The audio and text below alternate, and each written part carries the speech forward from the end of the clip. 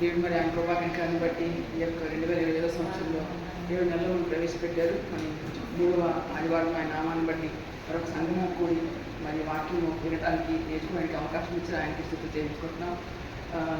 ఈ రోజు చూస్తుంటే మనం చాలా వరకు వాళ్ళు వీళ్ళు చంపారు వీళ్ళు వాళ్ళు చంపారు అని అంటున్నాం కదా. ప్రతిరోజు ఇంచుమించు న్యూస్ పేపర్లో కానీ మరి యూట్యూబ్లో కానీ ఇవే మనం వింటూ ఉన్నాం ఎక్కువగా. అసలు ఎంత భయంకరంగా ఉన్నాయంటే భర్త భార్యను చంపడం, భార్య భర్తను చంపడం, సహోదరుని చంపడం, దాని కుమారుడు తండ్రిని చంపడం, ఇట్లా చాలా ఘోరంగా ఉన్నాయి. మనం వాక్యాన్ని పరిశీలన చేసుకుంటే సో వాక్యంలో ఏం రాయబడి ఉంది, మనుషులు ఏ రకంగా జీవిస్తున్నారు, మనం ఏ రకంగా ఉండాలని మనం నేర్చుకున్నాం ఈరోజు. సో ఫస్ట్ చూద్దామంటే మత్తయి 19వ అధ్యాయము. సో 16వ వచనం చూస్తున్నాం మనం ఇక్కడ ఒక అతను వచ్చి యేసు ప్రభువు దగ్గర అడుగుతాడు, ఏమని, ఇదిగో ఒకడు ఆయన వద్దకు వచ్చి, బోధకుడా, నిత్యజీవం పొందుటకు నేను ఏ మంచి కార్యం చేయవలని ఆయన అడిగాడు. ఈ యొక్క ఎవరు వచ్చి అన్నాడు, బోధకుడు గురించి నేను నిత్యజీవం పొందుకోవాలంటే ఏ మంచి కార్యం చేయాలి అంటే, మనం చేసే కార్యాలు మంచివి చెడ్డ ఉంటాయి కదా. ఆయన అన్నాడు ఏ మంచి కార్యము చేయాలి అని ఆ యొక్క యేసు ప్రభువు ఆయన అడిగాడు. అడిగినప్పుడు యేసు ప్రభువు ఏం చెప్తానంటే, అందుకు ఆయన మంచి కార్యం గురించి నన్ను ఎందుకు అడుగుతున్నావు, మంచివాడు ఒక్కడే. అతను అడిగింది మంచి కార్యం గురించి. యేసు ప్రభువు అన్నాడు మంచివాడు ఒక్కడే. సో ఎంత అంటే పాయింట్గా యేసు ప్రభువు మాట్లాడుతుంటే, మంచివాడు ఒక్కడే, నీవు జీవంలో ప్రవేశింపకోని వల్ల ఆజ్ఞలు గైకొనమని చెప్పాడు. అక్కడ యేసు ప్రభువు నీవు జీవంలో ఉండాలి, జీవంలో ప్రవేశించాలనుకుంటే నువ్వు ఆజ్ఞలు గైకో. మరి అతను బోధకుడా అని యేసు ప్రభువుని పిలిచినప్పుడు అతను ధర్మశాస్త్రం గురించి తెలుసు, ఆజ్ఞల గురించి కూడా తెలుసు. కానీ అతను ఇంకా యేసు ప్రభువు అని ఇంకా కరెక్ట్ ఆన్సర్ కాలేదు అనుకుని మళ్ళీ అడుగుతాడు, ఏమని, అతను ఏ ఆజ్ఞ అని అడుగుగా. యేసు ప్రభువు ఏం చెప్తారు, మంచివాడు అక్కడే, నువ్వు జీవనంలో ప్రవేశించగలుగుతుంటే నువ్వు మంచి కార్యం ఆజ్ఞ ఆపించుకుంటే అని అన్నాడు. నేను ఏ ఆజ్ఞను పాటించాలి ప్రభా అని ఆయన్ని అడిగాడు. అప్పుడు యేసు ప్రభువు ప్రతి మనిషి మనకు తెలుసా తెలియదు. మన హృదయంలో ఏదో ఆలోచన రాకముందే మనం ఏమి ఆలోచిస్తామో ఆయనకు తెలుసు. మనం ఏమి ఇంకా కమింగ్ డేస్లో ఏం చేయబోతున్నాం కూడా ఆయనకి తెలుసు కదా. అప్పుడు యేసు ప్రభువు ఏం చెప్తారంటే ఆజ్ఞ అంటే, అప్పుడు ఫస్ట్ ఏం చెప్తున్నారు, నరహత్య చేయవద్దు. ఈ రోజుల్లో మనం నరహత్య చూస్తున్నాం లేదు, కానీ అది వాక్యం ఏముంది, నరహత్య చేయవద్దు, వ్యభిచరింపవద్దు. చాలా నరహత్యలు దేని ద్వారా జరుగుతాయండి. ఈ భార్య వేరే ప్రేమించడం వల్ల చాలా ఘోరంగా మనం చూస్తూ ఉన్నాం. వ్యభిచరించవద్దు, దొంగిలవద్దు, దొంగతనం జరుగుతున్న మనం దొంగిలవద్దు, అబద్ధ సాక్ష్యం పలకవద్దు. అంటే ఎదుటి వాళ్ళ పట్ల మనం అబద్ధం చెప్పకూడదు. అంటే నువ్వు చూడకుండా తెలియకుండా వాళ్ళ గురించి అబద్ధ సాక్ష్యం పలకొద్దు. వాక్యము రాయదు, అబద్ధ సాక్ష్యం పలకొద్దు. తల్లిదండ్రులను సన్మానింపు. ఇన్ని ఘోరమైన పాపాల్లో యేసు ప్రభువు వారు తల్లిదండ్రులు సన్మానించము అని ఆజ్ఞ కూడా పెట్టారు. అంటే ఎంతగా మనం తల్లిదండ్రులు సన్మానించాలో. నిన్ననే ఒక సాక్ష్యం, ఆ యొక్క సహోదరి దేవుని చేత చాలా బలంగా వాడబడుతుంది, దేశ విదేశాల్లో చాలా మంచిగా వాడబడుతుంది. ఆ యొక్క సహోదరి ఏం చెప్తుందంటే, నేను ఈ స్థితిలో ఉండడానికి నేను తగదు, కానీ ఇంత స్థితి దేవుడు నాకు ఇచ్చాడంటే నేను నా తల్లి చెప్పిన మాటను నేను పూజా తప్పకుండా పాటించాను. కొన్నిసార్లు నేను కన్నీరుతో ఉండేదాన్ని, చాలా బాధపడేదాన్ని వాళ్ళ మాటకు లోపడటానికి. అయినప్పటికీ కూడా నా తల్లిదండ్రుల మాట నేను వినేదాన్ని. దాని ఫలితమే దేవుడు నాకు ఇచ్చినటువంటి గొప్ప అత్యధికమైనటువంటి ఉన్నతమైన స్థితి అని ఆ యొక్క సహోదరు చెప్పడం నేను విన్నాను. వాక్యంలో ఏముంది, తల్లిదండ్రులు సన్మానించము. కాబట్టి ఏ బిడ్డలైతే తల్లిదండ్రులు సన్మానించి వారి మాటలు వింటారో వారికి ఆ తల్లిదండ్రుల ఆశీర్వాదం ఉంటుంది, దేవుని కృప ఉంటుంది, వారి ఉన్నత స్థితిలో ఉండడానికి అవకాశం కూడా ఉంటుందని మనం గ్రహించుకోవాలి. ఇంకా ఏం చెప్తారు యేసు ప్రభువు, నిన్ను వల్ల నీ పొరుగువాన్ని ప్రేమింపవలను అన్నవి అని చెప్పాను. ఇవన్నీ చెప్తూ కూడా యేసు ప్రభువు అంటే, నిన్ను వల్ల నీ పొరుగువాన్ని ప్రేమించే వాళ్ళు ఎదుటివారికి హాని చేస్తారా, ఎదుటివారిని చంపేస్తారా, ఎదుటివారిని అబద్ధ సాక్ష్యం పలుకుతారా, ఎదుటివారిని పోలీస్ స్టేషన్లో కంప్లైంట్ చేస్తారా, చేయరు కదా. ఆ కేసు రోజు నిన్ను వల్ల నీ పొరుగువాన్ని ప్రేమింపాలి అన్నవే చెప్పు. ఇవన్నీ కూడా నీ ఆజ్ఞను పాటించాలి. ఈ ఆజ్ఞను పాటిస్తే నువ్వు జీవంలోకి ప్రవేశిస్తావని చెప్పి మనకి యవనస్తులతో యేసు ప్రభువు చెప్పినట్టుగా మనం చూస్తున్నాం. అందుకే ఎవరు ఏమంటాడట, అందుకు ఆ ఎవరు ఇవన్నీ అనుసరించునే ఉన్నాను, ఎగురు నాకు కొలువు ఏమని ఆయన అడిగి. ఆ యవనస్తుడు బహుశా అందరి ముందు తను నీతిమంతుడని, తను కరెక్ట్గా చూపిస్తున్నానని చెప్పి ఆ యేసు ప్రభువు గొప్ప చెప్పించుకోవాలని అని చెప్పాడు అనుకున్నాడేమో. ఏమన్నాడంటే, నేను వీటన్నిటిని అనుసరిస్తున్నాను ప్రభా, ఇంకా నాకు కొద్దివేంటి, ఇంకా నాకు లేనిదేంటి అని అందరి ముందు అడిగాడు. యేసుప్రభువు ఏమన్నారంటే, అందుకు యేసు, నీవు పరిపూర్ణను కోరిన యెడల పోయి నీ ఆస్తిని అమ్మి పేదలకు ఇవ్వు. ఇవన్నీ అనుసరిస్తున్నాం, బాగానే ఉంది. ఇంకా నువ్వు పరిపూర్ణం కావాలి అనుకుంటే నీవు వెళ్ళి నీ ఆస్తిని అమ్మి ఆ యొక్క అమ్మిన ధనాన్ని ఏమన్నా యేసుప్రభువు పేదలకి ఇవ్వు. అప్పుడు పరలోకమందు నీకు ధర్మం కలుగును. నీవు వచ్చి నన్ను వెంబడించమని అతనితో చెప్పిన. బహుశా యేసుప్రభువు వారు దాన్ని వెంబడించమని చెప్పిన పెద్దవారు వెంబడించారంటే ఈ యొక్క ధర్మంతుని యవనస్తుడు మాత్రమే యేసుప్రభుని రమ్మని చెప్పినా కూడా వెంబడించుకుంటూ వెనక్కి వెళ్ళిపోయాడు. అయితే ఆ యవనుడు మిగిలిన ఆస్తి గలవాడు కనుక ఆ మాటను విని వ్యసనపడుచు వెళ్ళిపోయింది. ఈ యవనుడు చాలా ఆస్తిపడు, అన్యాయంలో పాటిస్తున్నాడు, ఆస్తిపడు. అయినప్పటికీ కూడా అతను ఉదయము తనకున్న ధనం మీదే ఉంది, కానీ నిజంగా జీవం వెలుగులో ఉండాలని అతనికి లేదేమో. అందుకని యేసుప్రభువు ఆస్తి అమ్మి వేదలకి పోయి చెప్పగానే, అమ్మో ఇంత ఆస్తి వేదలకి ఇచ్చేయాలా అని చెప్పి దాన్ని వ్యసనపడుచు యేసుప్రభు నుంచి అక్కడి నుంచి వెళ్ళిపోయాడు. మన తర్వాత అతను మరి జీవంలో ప్రవేశించాడని మనం నమ్మొచ్చా, నమ్మలేదా? బహుశా అతను ఆస్తితో తృప్తిగా ఉంటుంటాడేమో. యేసుప్రభు చెప్పి మాట కనుక్కుంటే అతను వెళ్ళిపోయాడు. తర్వాత మార్పు పొందుండొచ్చు, పొందకపోయిండొచ్చు, మనకు తెలియదు. కానీ ఇటువంటి రీతిలో మనమేమో మనం పరిశీలన చేసుకో. మన హృదయం దేని మీద ఉంది? మనకున్న ఆస్తి మీద ఉందా, డబ్బుల మీద ఉందా? అంటే దేవుని ఒక దేవుడు ఏదన్నా మీకు ఎదుటి వారికి ఇవ్వండి, సహాయం చేయడం, హృదయంలో ప్రేరణ కలిగిస్తే మనం తప్పక వారికి చేయాలి. మనం తప్పక వారికి మనకు కావాల్సిన సహకారాన్ని దేవుడి పేరుకి మన దగ్గర ప్రేరేపణ చేస్తే అది వారికి ఇవ్వడమే మనకు క్షేమం. అంటే మనం కనుక ఒకటి వాళ్ళకి ఇస్తే దేవుడు అదే రీతిలో ఆశీర్వాదం మనకి ఇస్తాడు. కాబట్టి మన హృదయం దేవుడు చెప్పిన ఆజ్ఞను అనుసరించడమే కాకుండా ఆయన చెప్పిన మాటను అనుసరించగలిగా మనం ఉండాలి. మన పేదలకు మనం తప్పక సహాయం, మన సంఘంలో కూడా సంవత్సరానికి కనీసం 2 మాటలన్నా మేము వెళ్ళి మరి చాలామంది కాంట్రిబ్యూషన్స్ ఇస్తుంటారు, పేదలకి ఆహారం ఇస్తుంటాము, మరి వస్త్రాలు ఇస్తూ ఉంటాము, వెళ్ళి అందరికీ పంచి వచ్చి మేము కూడా చాలా సంతోషపడుతూ ఉంటాం. సో చాలాసార్లు నేను నా చీరలు అలా ఇచ్చేస్తాను, పచ్చిలి గారు వాళ్ళ బట్టలు, మనవరాల బట్టలు, మరి బయట అందరూ కూడా వాళ్ళ బట్టలు ఇచ్చి ఆ పేదవాళ్ళకి ఇచ్చినప్పుడు మేము ఎంతో సంతోషపడుతూ ఉంటాం. ఇదేంటి మంచి బట్టలు ఇస్తున్నామని మేము ఎప్పుడు అనుకోం, కానీ వాళ్ళ కూడా చాలా మంది ఈ విషయంలో కూడా మనకు సహకరిస్తూ ఉంటారు. దేవునికి మహిమ కలుగును కాదు. ఇంకా మనం చూసుకుంటే యోహాను 7వ అధ్యాయం 38వ వచనంలో ఏమన్నా దగ్గర, నాయన విశ్వాసం నుంచి వాడెవడో లేఖనము చెప్పినట్లు వాని కడుపు నుండి జీవజల నదులు పారుదని చెప్పాను. ఇక్కడ యేసుప్రభువు ఏమంటుంది ఇక్కడ? నాయన విశ్వాసం నుంచి వాడెవడో లేఖనము చెప్పినట్లు, ఎవరైతే యేసుప్రభువుని విశ్వాసం ఉంచారో వారి కడుపులో నుండి జీవ జల నదులు పారునని దగ్గరగా చెప్పాను. సో మనం ఎవరైనా విశ్వాసం ఉంచుతున్నాము. ఇంకో చోట మా సామెత జీవవనం నాలుక వర్షం. కాబట్టి మనము దేవుని విశ్వాసం ఉంచితే మన నోట్ల నుంచి జీవ జల నదులు పారుతాయి. అంటే మన మాట, ప్రతి మాట కూడా అది ఆశీర్వాదకర మాటే ఉంటుంది, జీవించబడిన మాటే ఉంటుంది, ఎదుటివారికి మేలుకరమైన మాటే మనం ఉంటాం. కానీ ఎదుటివారిని చెప్పించము, ఎదుటివారిని కోపడము, ఎదుటివారిని మనం ఏ రకంగానూ దృష్టిగా ఇతరుల ముందు మనం చెప్పము. అటువంటి రీతిలో మన హృదయం ఉంటుంది. ఎప్పుడైతే మన హృదయంలో మనం దేవుని విశ్వాసం ఉంచితే, చాలామంది విశ్వాసం ఉంచుతున్నాం అని చెప్పి కూడా మంచి మాటలు పలకలేకపోతున్నారంటే మన హృదయంలో దేవుని పట్ల పరిపూర్ణ ప్రేమ, మరి ఆయన పట్ల విశ్వాసం లేదని వారు గ్రహించుకోవాలి. అలా విశ్వాసం ఉన్న వారికి ఏమొస్తారంటే కడుపులు జీవ జల నదులు కొల్లి పార్టీ. అవి నిజంగా మనకు కడుపు నుంచి వస్తున్నాయా, రావట్లేదంటే ఎక్కడ తప్పు ఉంది? మనలో తప్పు ఉందా, దేవుడిలో తప్పు ఉందా? మనలోనే తప్పు ఉంది. దేవుని ఎప్పుడు కూడా దేవుడు ఎప్పుడు సత్యవంతులే, న్యాయవంతులే, ఆ నిరంతరం ఏకరీతిగా ఉండవు. దేవుడు ఎంత మాత్రమూ తప్పు లేదు, ఏమాత్రం లేదు, మనలోనే తప్పు. కాబట్టి మనం కరెక్ట్ చేసుకోవాల్సిన అవసరం మనకి ఎంతైనా ఉంది. అలాగే యోహాను 8వ అధ్యాయం 12వ వచనం చూసుకుంటే, మళ్ళీ యేసు, నేను లోకములకు వెలుగును, నన్ను వెంబడించి వాడు చీకటిలో నడవక జీవపు వెలుగు కలిగి ఉందని వారితో చెప్పాను. యేసుప్రభువు చెప్పి, నేనే లోకానికి వెలుగును. ఇంకేమన్నాడు? నన్ను వెంబడించి వాడు చీకటిలో నడవక. ఎవరైతే యేసుప్రభువుని వెంబడిస్తున్నారో వారిలో చీకటి అనుసరించకుండా జీవపు వెలుగు కలిగి ఉండని వారితో చెప్పాను. వారు ఎంతసేపు కూడా యేసుప్రభువు ఏం చెప్పారా దాన్ని నేను పాటిస్తాను, ఆ ప్రకారంగా నేను జీవిస్తాను, యేసుకి ఇష్టమైన రీతిగా నేను ఉంటాను అని జీవపు వెలుగు కలిగి వాళ్ళు ఉంటారు. చీకట్లో వాళ్ళు ఎంత మాత్రం ఉండదు. ఇప్పుడు చీకటికి వెలుగు ఒకే చోట ఎక్కడైనా కూడా చీకటికి వెలుగు ఒకే చోట ఉండగలవా? ఉండవు కదా. చీకటి ఉంటే అక్కడ వెలుగు వస్తే ఆ చీకటి నుంచి పారిపోవాలి. అలాగే పాపము పరిశుద్ధ ఒకే చోట ఉండవు. పరిశుద్ధ ఉంటే అక్కడ పాపం నుంచి పారిపోదు. కాబట్టి మనం యేసు ప్రభువుని నమ్ముకున్నామని చెప్పి కూడా పాపంలో జీవిస్తున్నారంటే పైకి భక్తి గల వాళ్ళు ఉన్నారు కానీ నిజానికి వాళ్ళు భక్తి గల వారుగా జీవించలేకపోతున్నారు. కాబట్టి మనం యేసు ప్రభువుని జీవనంలో మనం ఉన్నామంటే మనం పాపాన్ని ద్వేషించాలి, పరిశుద్ధతను మనం ప్రేమించి ఆ రకంగా మనం ముందుకెళ్లాల్సిన అవసరం మనకి ఎంతైనా ఉంది.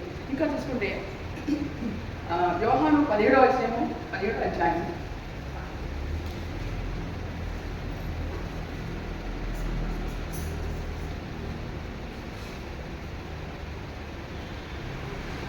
యేసుప్రభువుకి ఏం చెప్తా అంటే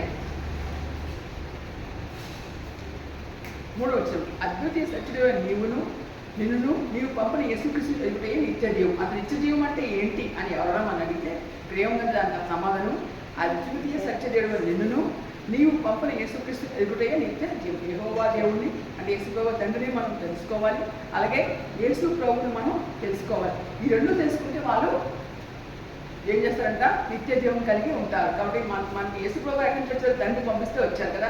తండ్రి పంపించి యేసు ప్రభుని మన పాపాల శిక్షగా ఆయన మీద మన పాపాలను మూపి ఆయన బలియాగంగా అర్పించబడ్డారు. కాబట్టి మనం ఈ జీవ ప్రజలకు మనం ప్రవేశించాం. కాబట్టి దేవుణ్ణి మరి యేసుక్రీస్తుని తెలుసుకుంటేనే నిత్య జీవం.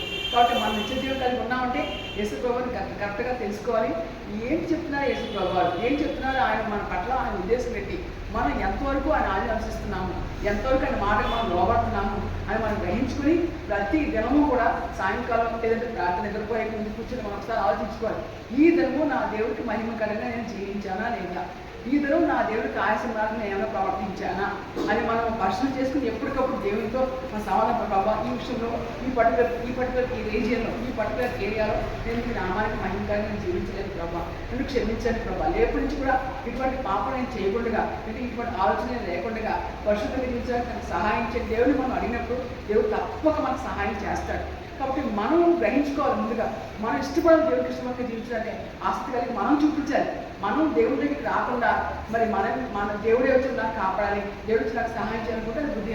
అందుకని పిల్లలకి ఆయన మనం సృష్టించాడు, మన పాపల కోసం ఆయన భరించాడు, మరి మన గురించి మనం ఆయన తిరిగి లేచి మనకు మంచి దేవుడిగా సిద్ధంగా ఉన్నాడు. కాబట్టి మనమే అదే పరిగెత్తుకుంటుంది, ఆయనే మనం ప్రేమించాక మనం ఆయన ప్రేమించడం కాదు. కానీ ఇప్పుడు మనం ఏం చేయాలంటే ఆయన ప్రతిదినం కూడా మన దేవుడికి ఆహ్వానించుకొని ఆయన ఇష్టమైతే మనం జీవించి ప్రతిదినం కూడా సాయంకాలం నేను నిద్రపోయే ముందు మనం ఆలోచించుకోవాలి, ఈ దినం నా దేవుడిని అహింకరంగా నేను జీవించాను, ఒక మంచి క్రైస్తవుడిగా నేను జీవించాను, నేను యేసుక్రీస్తు బిడ్డగా నేను ఉన్నానా లేదా, ఏ సందర్భంలో నేను తప్పిపోయి మనం గ్రహించుకుని మన దేవుడిని అడిగినప్పుడు ఆయన మనకు చెప్తాను, ఇదిగో ఈ పర్టికులర్ ప్లేస్లో నేను బాగా నువ్వు దేవుడికి మహిమకరంగా జీవించలేదు, ఈ విషయం నువ్వు అబద్ధం చెప్పావు, ఈ విషయం ఇటువంటి ఆలోచనలు తలంచావు, ఈ విషయం నువ్వు కరెక్ట్ చేసుకో అని దేవుడు మనకి చెప్తాడు. చెప్పినప్పుడు మళ్ళీ మనం ఆయన దగ్గర సమాధానం పంచుకొని, ప్రభావ దయచేసి నాకు క్షమించి ప్రభావ, నాకు ఇంకా మీకు ఇష్టమైన బిడ్డగా జీవించడానికి సహాయం చేయండి అని మనం అడిగినప్పుడు ఆయన తప్పక మనకి సహాయం. ఎందుకంటే మన దేవుడు నిన్నాడు నిరంతరము ఏకరీతిగా ఉండే దేవుడు, జీవించున్న దేవుడు, మనతో పాటు ఉంటాడు ఆయన.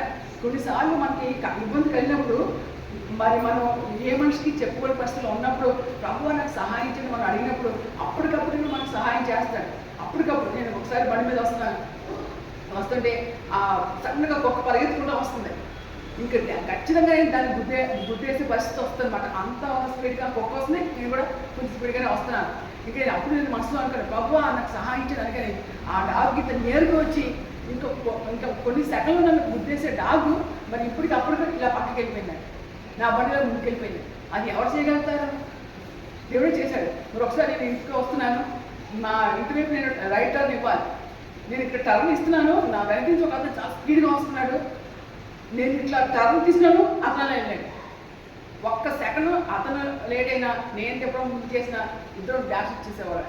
అలా అనేక ప్రమాదాలు దేవుడు తగ్గించాడు.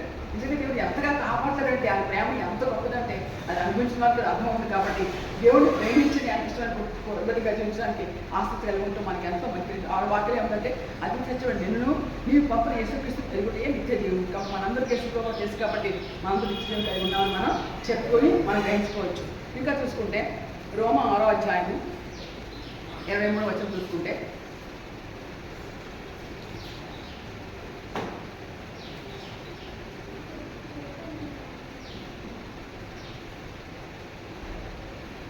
ఏదనగా పాపం వల్ల వచ్చే జీతం మరణము, అయితే దేవుని కృపావరము మన ప్రభువైన క్రీస్తు చేసినందు నిత్య జీవము. ఏ పాపం చేసినా దానివల్ల వచ్చే జీతం ఏంటంట? మరణమే.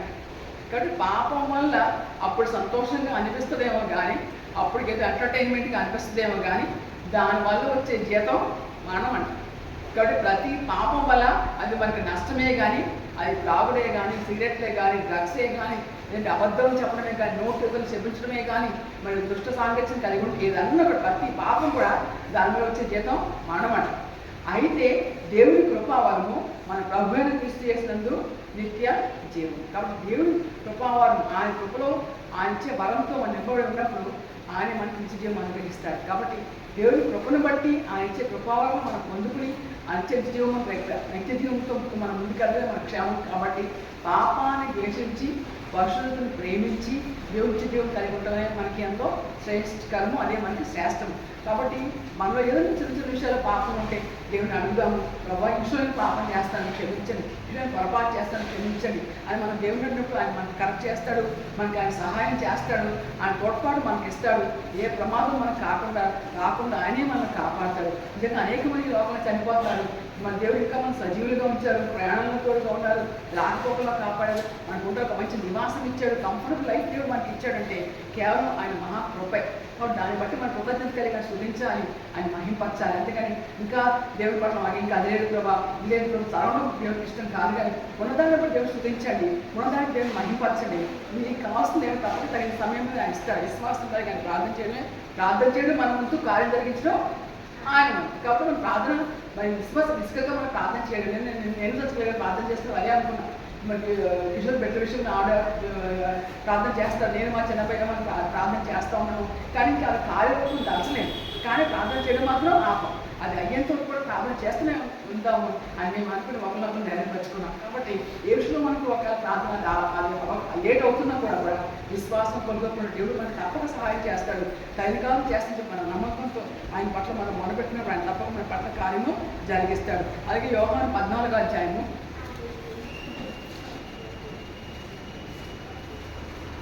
6వ వచనం చూసుకుంటే,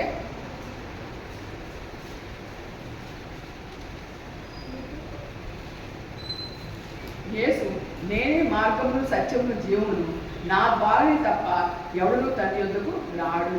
యేసు కూడా డైరెక్ట్గా చెప్తాను ఏంటంటే, నేనే మార్గము సత్యము జీవము, నా ద్వారానే తప్ప ఎవడు తండ్రి యొద్దకు రాడు. యేసు ప్రభువు ద్వారానే మనం తండ్రి దగ్గరికి వెళ్తాం, కానీ ఇంకా మరే మార్గం కూడా లేదు. మేము కూడా మా మాటలు అదే అనుకున్నాం.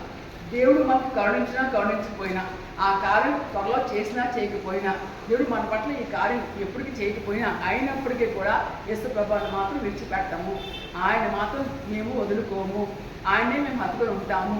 మనమైన ఏ దిశ కూడా ఆయన చెప్తాను అని ఇచ్చించుకుని మనం ఆయన హత్తుకొని మనం జీవించాలంటే ఆ యేసు ప్రభువు తప్ప ఇంక మనకి ఈ లోకం రక్షకుడు ఎవరూ లేరండి. Nobody is there to help us, nobody is there to guide us, or nobody is there to save us from our sins. ఎవరు కూడా మనం రక్షించే వాళ్ళు ఎవరూ లేరు.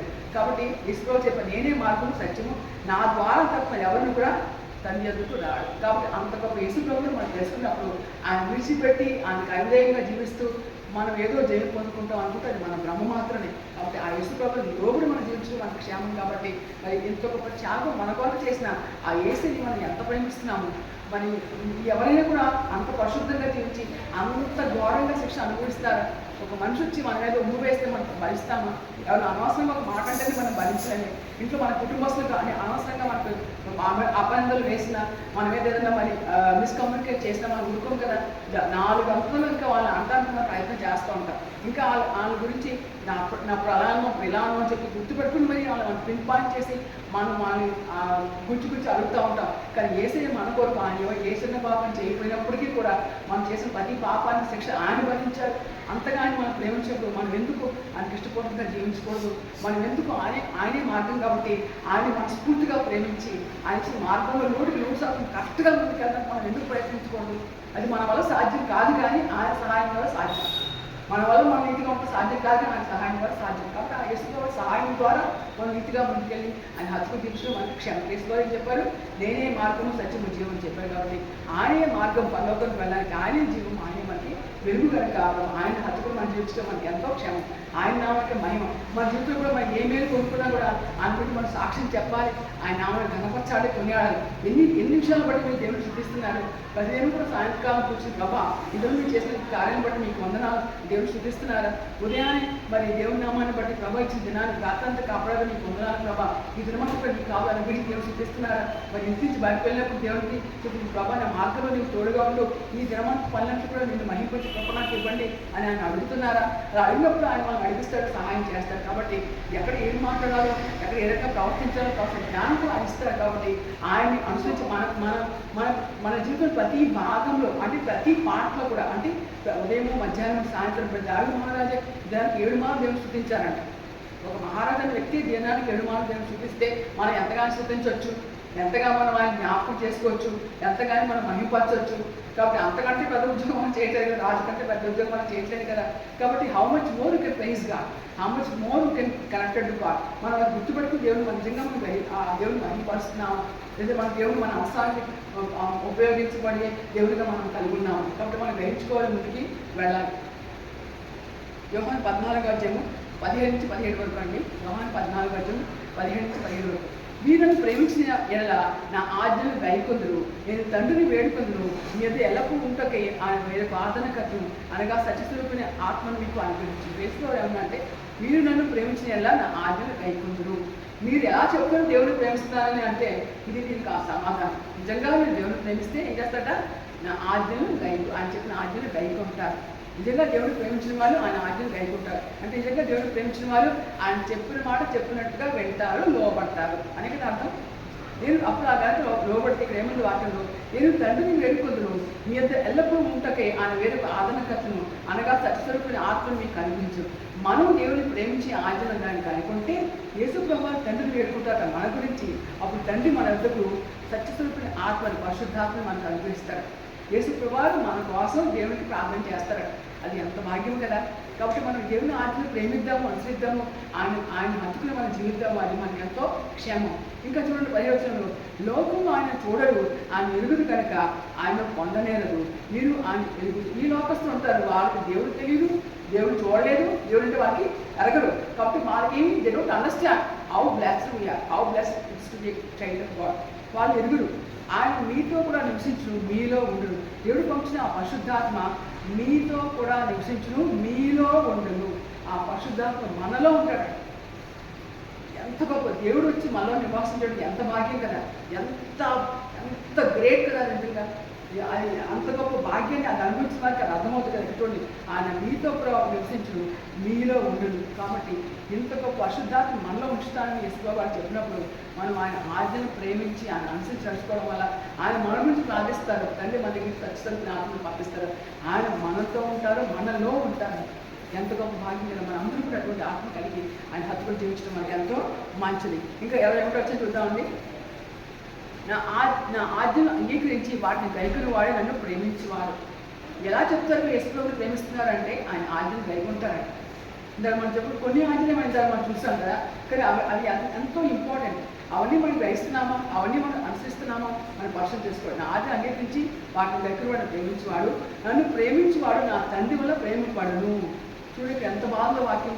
నన్ను ప్రేమించేవాడు నా తండ్రి వల్ల ప్రేమించాడు. అంటే మనం కనుక యేసుప్రభువు ఆజ్ఞలు గైకొంటే ఆ తండ్రి కూడా మనల్ని ప్రేమిస్తాడు, పరమ తండ్రి కూడా మనల్ని ప్రేమిస్తాడు. How blessed we are. నేను వారిని ప్రేమించి వారికి నన్ను కనపరుచుకుందని చెప్పాను. మనల్ని తండ్రి ప్రేమించడమే కాదు, అప్పుడు యేసుప్రభువు కూడా మనం ప్రేమించి మనకి ఆయన కనపరుచుకుంటాడంట. అంటే ఇట్లా నడువు, ఇట్లా వెళ్ళు, ఇట్లా జీవించు ఆయన మనకు చెప్తాడు. ఆయన కనపరుచుకుంటాడట మనకి. నిజంగా దేవుడే ఆయన్ని మనకు కనపరుచుకుంటానంటే అది ఎంత ఎంత గొప్ప కదా. కాబట్టి ఎందుకు మనం ఆయన కనపరిచినట్టు మనకి ఎంతో ఉండకూడదు? ఎందుకు మనం ఆయన ప్రేమించి ఆయన ఆజ్ఞను అనుసరించి చదువుకోవడం వల్ల మన ఆయన నుంచి మేలు పొందుకోకూడదు? కాబట్టి దేవుడు ప్రేమించండి, ఆయన ఆజ్ఞను గైకొనండి. ఆయనకి ఇష్టపూర్వకంగా మీ జీవితం ఆయన సమర్పించుకున్నప్పుడు మరి ఆయనే ఆయన మనకి కనపరుచుకుంటాడట. అటువంటి భాగ్యం మనం కలిగి ఉండాలి.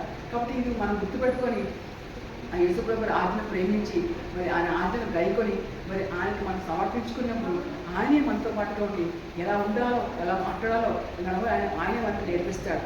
సో ఇక మనము కీర్తన 66 కొన్ని వచనాలు చూసుకుని మనం ముగిస్తాము.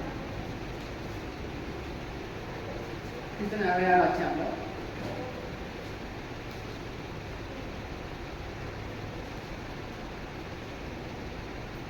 5వ వచనము, దేవుడి ఆశ్చర్యకారం చూడరండి, నరులెల్ల ఆయన జరిగించు కారణం చూడగా ఆయన భీకరుడై ఉన్నాడు. దేవుడి ఆశ్చర్యకారం చూడండి. దేవుడు చేసి నిజంగా మీరు మీలో ప్రతి ఒక్కరు కూడా మీ జీవితాలు మీరు గమనించుకోండి. దేవుడు మీ పట్ల ఆశ్చర్యకారం చేశాడా లేదా? నా పట్ల అనేక ఆశ్చర్యకారం చేశాడు దేవుడు, అనేక అద్భుతం ఆయన చేశాడు. అలాగే మనం ఆయన చేసిన ఆశ్చర్యం మనం చూడాలి. ఇంకా నరులెల్లా జరిగించు కారణం చూడగా ఆయన భీకరుడే ఉన్నాడు. ఎన్ని మార్లు మన ప్రమాదం తప్పించాడు ఆయన, ఎన్ని మార్లు మరి అనేక కీడు మనకి రాకుండా కాపాడాడు. ఎంత భీకరమైన కార్యాలు మన పట్ల ఆయన చేశాడు కదా. కాబట్టి అంత గొప్ప దేవుడు మనం స్థుతించాలి, ఆయన కనపరచాలి. ఆయన చేసిన మేలు మనం మర్చిపోకు. చాలా మంది దేవుడు చేసిన ఒక జంట, ఒక ఊరిలో ఒక జంట, అది భార్య భర్తలు పాస్టర్ గారి దగ్గరికి వెళ్ళారు. వెళ్ళి అయ్యా మాకు చాలా పెద్ద సమస్య వచ్చింది, మరి మీరే మాకు సహాయం చేయని అడిగారు.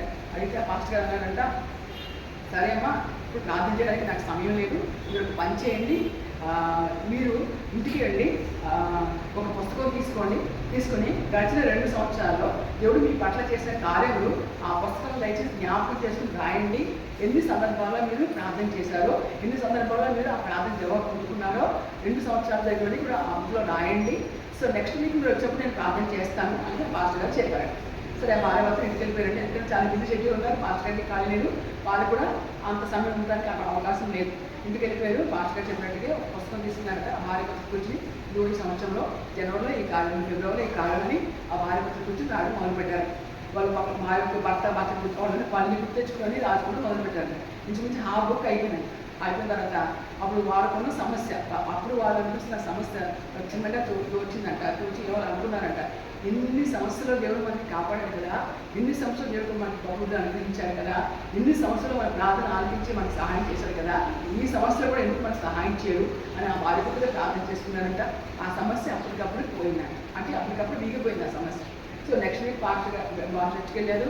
పాస్టర్ గారు ప్రార్థన చేయడం అడగలేదు, అడగకుండానే ఇంటికి వెళ్ళిపోయారు. సో మరొక 3వ వారంలో వాళ్ళు వచ్చినప్పుడు పాస్టర్ గారు అడిగారు, అమ్మ మీరు సమస్య ఉందని చెప్పారు కదా, నేను మీకు ఇట్లా చెప్పాను, మీరు మళ్ళీ రాలేదేంటి అంటే అప్పుడు వాళ్ళు చెప్పారంట, అయ్యా నిచ్చినట్టు ఆ కండిషన్ మాకు చాలా పనిచేస్తుంది అయ్యగారు. మేము ఇంటికి ఒక పుస్తకం తీసుకుని మేము రాసాము. 2 సంవత్సరాలు మా పట్ల చేసిన మేలు, 2 సంవత్సరాలు చేసిన మేలు రాస్తే మాకు హాఫ్ బుక్ అయిపోయింది. అప్పుడు మాకు విశ్వాసం పెరిగింది. దాన్ని బట్టి మేము కొన్ని సమస్యలు దేవుడు నిధులు కలెక్ట్ చేస్తే మేము ప్రార్థన చేసుకున్నాము. అప్పుడు ఆ సమస్య మా నుంచి పోయింది పాస్టర్ గారు అని చెప్పారు. చాలామంది కూడా దేవుడు చేసే ఆ యొక్క ప్రాబ్లమ్స్ని ఎన్నిసార్లు దేవుడు మనకి సహాయం చేసి మర్చిపోయి ఏదైనా మళ్ళీ సమస్య రాగానే వణికిపోతూ ఉంటారు, భయపడిపోతూ ఉంటారు. వెళ్తూ అని చాలా ఇదిగా అడుగుతూ ఉంటారు, మా కోసం ప్రార్థన చేయండి అడుగుతూ ఉంటారు. కాబట్టి దేవుడు ఆశ్చర్యకారం మనం ఏం చేస్తారంటే జ్ఞాపకం చేసుకున్నప్పుడు ఆయన భీకుడైన దేవుడు మనం జ్ఞాపకం చేసుకుంటాం. కాబట్టి ఇంకా చూసుకుంటే 6వ వచనంలో ఆయన సముద్రం ఎండిన భూమిగా చేసిన జల్లు కాలు నడిచే దాటి, ఇవన్నీ కూడా మనం పాత నిబంధనలు చదువుకున్నామా లేదా? సముద్ర దేవుడు ఎండిన భూమిగా చేశాడు. ఆ ఎండిన భూమి సముద్రం మధ్యన ఎండిన భూమి మీద వాళ్ళు కాలు నడిచి ఆ ప్రజలు కూడా వెళ్ళారని మనం నడుచుకున్నాం కదా. కాబట్టి ఇవన్నీ కూడా అన్ని మనం బైబిల్లో రాసిన పెట్టిన ప్రతి కూడా నిజం, సత్యం. కాబట్టి ఇవన్నీ మనం జ్ఞాపకం చేసి అంత గొప్ప చేసిన కార్యం చేసిన దేవుడు నా జీవితంలో ఈ కార్యం చేయలేడా, ఆయన చేస్తానే మనం ఆయన విశ్వాసం అనేది ఉండాలి. ఇంకా చూడండి 10వ వచనంలో, దేవా నీవు పరిశీలించి ఉన్నావు, వెండి నిర్మూలన చేయగా మమ్మల్ని నిర్మూలన చేస్తున్నాము. మనకి చాలామంది సమస్యలు వచ్చినప్పుడు ఎందుకు పోవడానికి సమస్యలు అనుకుంటుంటారు, కానీ సమస్యలు వచ్చినప్పుడు, కష్టం వచ్చినప్పుడు ఇంకా ఎక్కువగా దేవుడిని ప్రేమిస్తారు, దేవుడిని వాక్యం చదువుతారు, దేవుడికి ప్రార్థిస్తారు. నిజంగా గమనించండి, లైఫ్ అంతా చాలా కంఫర్టబుల్గా సుఖకరంగా ఏ రకమైన ఇబ్బంది లేకుండా ఉంటే ఎక్కువ వాక్యం చదువుతారా లేదా? చదవరు కదా. ప్రార్థన చేయడానికి ఇష్టపడతారా లేదా? ఇష్టపడరు కదా. ఇంకా చాలా ఈజీగా టైం పాస్ చేస్తూ ఉంటారు. లైఫ్ అంతా చాలా స్మూత్గా కంఫర్టబుల్గా ఉంటే కానీ, అదే కష్టం వచ్చినప్పుడు అమ్మబా బైబిల్ చదువుతారు, ప్రార్థన చేస్తారు, దేవుని దగ్గర సమగ్రంగా కాన్సెప్ట్ చూపిస్తారు. అలా చేసినప్పుడు దేవుడు ఏం చేస్తారు, సమస్యలు ఎందుకు చేస్తారంటే అనుమతిస్తారంటే దేవుడు చూడండి, వెండి నిర్మలం చేయగా మమ్మల్ని నిర్మలం చేశాడు. మనల్ని ఇంకా నిర్మలంగా ఇంకా బెటర్ పర్సన్స్గా దేవుడు చేస్తాడు. సమస్యలు మన ఇంట్లో దేవుడు అంగీకరించి ఇంకా మన నిర్మలుగా, ఇంకా పరిశుద్ధులుగా, ఇంకా బెటర్ పర్సన్స్గా దేవుడు మనం చేస్తాడు. ఇంకా అప్పుడు మనం ఆ సమస్య నుంచి మనం బయటకు వచ్చినప్పుడు ఎదుటి వాళ్ళు ఆ సమస్యలతో ఉన్నప్పుడు వాళ్ళ గురించి మనం ఇంకా భారంగా ప్రార్థన చేస్తాం. నేను ఆ సమస్యలో నేను ఎంతో బాధపడాలి కదా, ఈ సమస్యను బట్టి ఎంత బాధపడుతున్నారు కదా అని వాళ్ళ గురించి మనం ప్రార్థన చేస్తాం. కాబట్టి నిర్మూలన చేయడానికి దేవుడు మన యొక్క సమస్యలు అంగీకరిస్తాడు, కానీ మనకేదో నిజంగా కష్టం కలిగించాలని దేవుడు మన జీవితంలో సమస్యలు అంగీకరించాడు. కాబట్టి వాళ్ళు చూసుకుంటే 14 నాకు శ్రమ కలిగినప్పుడు నా బదులు పలికిన మొక్కుబడులను నా నోరు వచ్చేసిన మొక్కుబడులు నేను మీకు చెల్లించను. మనకు శ్రమ వచ్చినప్పుడు ప్రభా ఈ కార్యం నాకు చేస్తే నేను మీకు ఈ రకంగా చందా ఇచ్చుకుంటాను అని కొన్నిసార్లు మనం మొక్కుబడి చేసుకుంటూ ఉంటాం. చేసినప్పుడు దేవుడు ఆ కార్యం చేసినప్పుడు మనం ఖచ్చితంగా మనం ఏమైతే దేవుడు చెప్పుకున్నామో దాన్ని మనం చెల్లించడం అది మనకు క్షేమం. ఎందుకంటే మనమే దేవుడితో ఆ మొక్కుబడి మొక్కుకున్నప్పుడు దేవుడు ఆ కార్యం చేసినప్పుడు నువ్వు చేసిన మొక్కుబడిని వాడు దేవుడు కార్యం చేయలేదు, కానీ నువ్వు దేవుడితో ఆ నిబంధన చేసుకున్నావు కాబట్టి it's better to fulfil the promise. మనం చెప్పుకున్న దాన్ని దేవుని దగ్గర మనం ఆ యొక్క కార్యం మనం ఇవ్వడమే అది మనకి క్షేమం. ఇంకా చూడండి 16 దేవునికి భయపడగల బాగారా మీరందరూ వచ్చి ఆలకించుడి, ఆయన నా కొరకు చేసిన కార్యం నేను వినిపించగలను. కాబట్టి ప్రతిసారి కూడా దేవుడు మనకు చేసిన కార్యం మనం వినిపించాలి, సంఘంలో చెప్పాలి, సాక్ష్యం చెప్పాలి, ఆయన మనం మహిమపరచాలి. అంటే దేవుడు చేసిన కార్యం మనతోనే పెట్టుకుని మనం ఉండకూడదు, కానీ ఇదిగో సంఘమా దేవుడు నా పట్ల ఈ కార్యం చేశాడు, సంఘంలో తప్పకుండా సాక్ష్యం చెప్పాలి, ఆయన మహిమపరచాలి, ఆయన కనపరచాలి. అంత మాత్రం కదా మీ చుట్టుపక్కల వాళ్ళతో కానీ మీ బంధువులతో కానీ ఇదిగో ఈ దేవుడు నాకు పట్ల ఈ మేలు చేశాడు ఆయన తప్పకుండా మీరు వాళ్ళతో షేర్ చేయండి, దేవుడు కనపరచండి, ఆయన చూపించండి, ఆయన కనపరచండి, ఆయన పుణ్యాడండి, అది ఎంతో మంచిది. ఇంకా చూడండి 18 నా హృదయంలో నేను పాపం లక్ష్యం చేసిన ప్రభు నా మనవి వినకపోను. కొంతమంది పాపం చేస్తూ ప్రార్థన చేద్దాం అనుకుంటారు. ఇప్పుడు వాక్యం ఏముంది? పాపం లక్ష్యం చేస్తే ప్రభు నా మనవి వినకపోను. పాపం చేస్తూ ప్రార్థన చేస్తే ప్రార్థన దేవుడు వింటాడు కదా. కాబట్టి ఒకవేళ పాపం చేస్తూ కూడా ప్రార్థన చేయాలనుకుంటే ప్రభు నన్ను క్షమించండి, మరి ఇందులోంచి బయట సహాయం చేయండి అని అడిగినప్పుడు తప్పక సహాయం చేస్తాడు. కాబట్టి హృదయంలో ఆ పాపాన్ని లక్షణం చేస్తూ ప్రార్థన చేస్తాడు, కానీ పాపని గ్రహించి ప్రభు ఇంట్లోంచి బయటకు సహాయం చేయాలంటే ఆ యొక్క ప్రార్థన దేవుడు అంగీకరిస్తాడు. కాబట్టి అటువంటి హృదయం మనం కలిగి ఉండాలి. ఇంకా చూడండి, దేవుడు నా ప్రార్థన తోసివేయలేదు, నా తన కృపను తొలగింపలేదు అన్న సన్నిహించడం. మనం ప్రార్థన చేసేటప్పుడు ఆ ప్రార్థన విన్నాడు మనం నమ్మకం ఉంచాలి, ఆయన కృప మనం తొలగిపోయి మనం నమ్మకం ఉంచాలి, ఆయన ఎప్పుడు మనం సన్నుతించాలి. కాబట్టి మనం ఈ రోజు మనం ఏం నేర్చుకున్నామంటే నిత్య జీవులు ఎలా పొందాలి ఆ యవనస్తుడు వచ్చి అడిగినప్పుడు వేసుకోవాలి ఏం చెప్పాడు, ఆయన ఆజ్ఞను అనుసరించమని చెప్పాడు. ఆజ్ఞలు ఏం చెప్పాడు? అక్కడ నరహత్య చేయవద్దు, వ్యభిచరించవద్దు, అపసాక్ష్యం పలకవద్దు, నీ తల్లిదండ్రులను సన్మానించమని చెప్పి ఇంకా ఆఖరికి ఏం చెప్పారు యేసుప్రభువు? నిన్ను వలె నీ పొరుగువాన్ని ప్రేమించి. అవి మనం జ్ఞాపకం చేసుకుని ఆ యొక్క దేవుడు ఏ ఆజ్ఞలు చెప్పాడో ఆ ఆజ్ఞ అనుసరించి మనం నడుచుకున్నప్పుడు దేవుడు గొప్ప కార్యం మన పట్ల చేస్తాడు. ఆయన చేసే కార్యాలు ఎంత గొప్పగా ఉంటాయంటే అన్వర్దిగా ఉన్న పీపుల్ వర్దీపులుగా దేవుడు నిలబడతాడు. అంటే మనకి సామర్థ్యం లేకపోయినప్పుడు కూడా సామర్థ్యం వారితో కన్నా ఎక్కువగా నిలబడతారు. వారికంటే పై స్థానంలో దేవుడు మనం ఉంచుతాడు. అది కేవలం ఆయన కృప. ఎందుకంటే మనుషులందరూ భూమి అందరూ సమస్తం కూడా ఆయన వశమైన వారే. కాబట్టి మనం దేవుడికి ఇష్టపూర్వకంగా జీవించినప్పుడు మనం ఇంకా పై స్థానం దేవుడు మనం ఉంచుతాడు. తలగా ఉంచుతాడు కానీ గొప్ప ఆయన మనల్ని ఉంచాడు. కాబట్టి మరి గోడలు కాల్చుకుని దావిని తీసుకెళ్ళి గొప్ప మహారాజుగా చేసింది ఆయనే కదా. మరి యోసేపు ప్రాణాలు అమ్మవేశాడు. మరి ఒక చెరసాలలో ఉండవలసిన వ్యక్తిని తీసుకుని ఆ దేశ మంత్రుల మీద ప్రధానమంత్రిగా చేసింది కూడా ఆయనే. కాబట్టి ఆయన నమ్ముకుని ఆయన పట్ల మనం నమ్మకంగా జీవించడానికి ఇష్టపడి ముందుకు సాగినప్పుడు తప్పక దేవుడు మనల్ని గొప్ప స్థానంలో మనం ఇస్తాడు. అనేక మందికి ప్రతిష్ఠిత దేవుడు మనం ఇస్తాడు. కాబట్టి మనకి మరి పై పోషన్ వచ్చిందని చెప్పి అంటే ఒక అధికారం వచ్చిందని చెప్పి మన గర్వంతో ఉండటం కాదు, కానీ ఇంకా వినయంతో ఎలాగే దాని ఎడుమాను దేవుడు స్థుతించాడో మనం కూడా అంతకంటే ఎక్కువ దేవుడు స్థుతించి ఆయన హతువులు జీవిస్తూ ఉన్నప్పుడు మన జీవితంలో కూడా దేవుడు గొప్ప కార్యం చేస్తాడు. ప్రతి మనిషి కూడా 2 విషయాల గురించి ప్రార్థన చేసుకోవాలి. ఒకటి విశ్వాసం గురించి, 2 వినయం గురించి. ఒకటి విశ్వాసం, 2 వినయం గురించి. బాబా నాలో ఎటువంటి గర్వం రాకుండా సహాయం చేసి ప్రార్థన చేసుకోవాలి. ఇంకోటి విశ్వాసం కలిగి ఉండడానికి ప్రార్థన చేసుకోవాలి. చాలాసార్లు కూడా మనం ఈ ప్రాబ్లంతో నేను బాధపడుతున్నాను, ఇన్ని సంవత్సరాలు నేను ప్రార్థన చేస్తాను, నాకు ఇంకా అవ్వలేదు అని సాతాను మనం కొంచెం ఆలోచన కలిగిస్తాడు. కానీ దాని విశ్వాసం ద్వారా దాకా ఏమవుతుంది? February 11 కూడా ఏమవుతుంది? విశ్వాసం లేకుండా దేవుడికి ఇష్టమేమిట ఏముంటుంది తర్వాత పిల్లల జ్ఞాపకం దేవుడికి ఇష్టమేమిట అసాధ్యం కదా. విశ్వాసం లేకుండా దేవుడికి ఇష్టంగా మనం జీవించలేం. కాబట్టి మన దేవుడికి వచ్చామంటే ఆయన ఉన్నాడని మనం నమ్మాలి. మనం ప్రార్థన చేస్తూ ఉంటే మన ప్రార్థనకు సహాయం చేస్తాను నమ్మాలి. ఆ విశ్వాసంతో మనం ముందుకు వెళ్ళాలి. కాబట్టి విశ్వాసం గురించి, వినయం గురించి ప్రార్థన చేసుకోండి. 2 విషయాలు దేవుడు అందరికీ కూడా గొప్ప కార్యం కలిగజేసి ఇది నుంచి ఆయన జీవ వెలుగులో మనం నడుస్తూ ఆయనతో మన చిరకాలం జీవించే జీవితంలో మనం నడిపించి అటు నిజంలో మన స్థిరపరిచి ముందుకు కొనసాగించిన